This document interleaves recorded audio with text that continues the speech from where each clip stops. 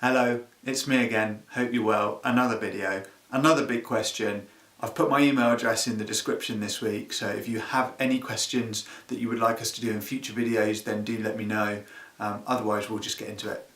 Now, I know you guys probably miss school quite a lot and you love learning, so here is a brief history of advertising. You're welcome. Back in like the 1930s, if you go back and look at old adverts, manufacturers are always trying to advertise their products because they're like the most sensible option. So they'll give you really good rational reasons for why this is the most functional product. So car adverts, for example, would all say really sensible things like, "Buy the all-new 1932 Plymouth sedan. It's got the safest brakes and the most reliable engine on the market." And people would go, oh right, okay, well that sounds like a really rational suggestion, thank you for the helpful information. And then they'd buy the car. But after the Second World War, corporations started advertising in a new way. They began to market products not on the basis of how good they were, but of what they said about you. So in the 1970s, most car adverts were basically just good-looking women standing at the side of a road smiling at some average-looking bloke because he's got a nice car. 1970 Charger 500. If you can cope with a whole new image, you could be Dodge material. I could be Dodge material. Do you see how that advert works? It's not just saying you could have a Dodge because it's a good car.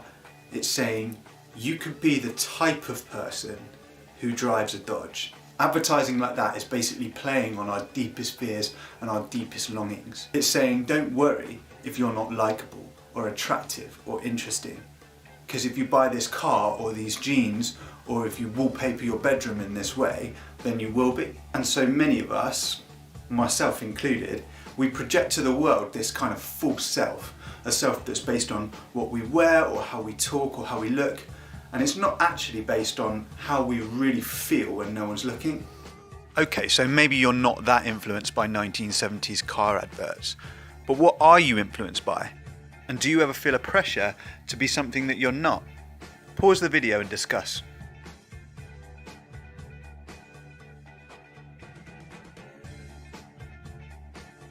Last week we talked about how there are two ways of living. You can either live in relationship with God, listening to His voice in all you do, or you can go by your own judgments to decide what's best for you. But if I was sat where you're sitting, my next question would be, yeah, but how do I access this relationship with God? What must I do to have a relationship with Him?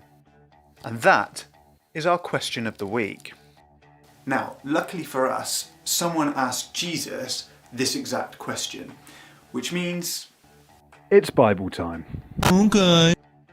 So the Bible reading for today is from Mark chapter 10, starting at verse 17, and it says this. As Jesus started on his way, a man ran up to him and fell on his knees before him. "Good teacher," he asked, "what must I do to inherit eternal life?" "Why do you call me good?" Jesus asked. "No one is good except God alone. You know the commandments. You shall not commit adultery. You shall not steal. You shall not lie. You shall not defraud. Honor your father and mother." "Teacher," the man replied, "all these I have kept since I was a boy." in other words, he's saying, I have tried so hard to be right with God. Jesus looked at the man and he loved him.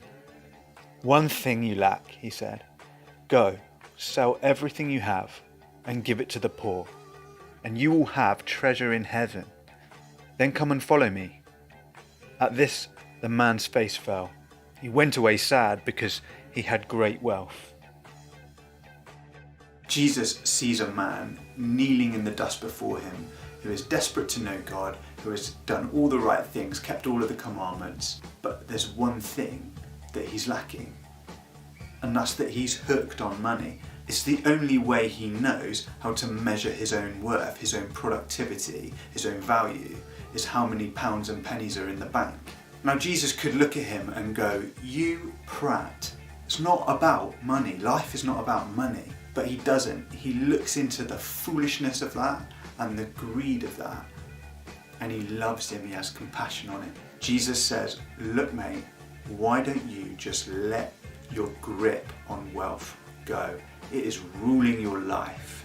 one of the things in the Gospels that people find really remarkable about Jesus, even more than like the miracles and the teachings and things like that, is that they observe his relationship with the Father. So people will come up to him and they'll say things like, Jesus, teach us to pray the way that you pray. Or how do you have this relationship with God which just seems electric? I want that. This rich young guy is doing the same. He is literally running up to Jesus. He's running, he's so desperate to see Jesus. Comes up to him and he says, what must I do to have what you have? What must I do to have eternal life? Because when I see the way that you live, I know that what I'm doing, as successful as I am, what I'm doing just isn't working. And that feeling of trying to love God more might be familiar to quite a few of us. On the count of 3, let's all just shut our eyes and just try to love God more. Okay, I'll try. 1, 2, 3.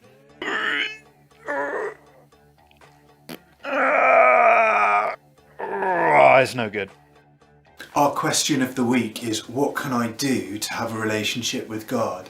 And I think what this story is trying to tell us is that we can't have a relationship with him just by trying harder. And so if there's a word for the week that I want you to remember, it's surrender. There's not a single Christian out there who hasn't had to give up their old value system in order to start following Jesus. I met God when I was 16, and at that time my whole life was focused on just being the funniest or the most likable or the most interesting person in the room. In order to see myself the way God sees me, I had to stop worrying about how the world sees me. And I had to stop listening to the influences in our culture which told me that I had to be cooler or more manly or dress better. I had to be my real self before him, and I had to surrender. Because God can only meet us where we actually are. We need to stop chasing stuff that's second best and let him love us as we are. That's it. Have a great week. Okay.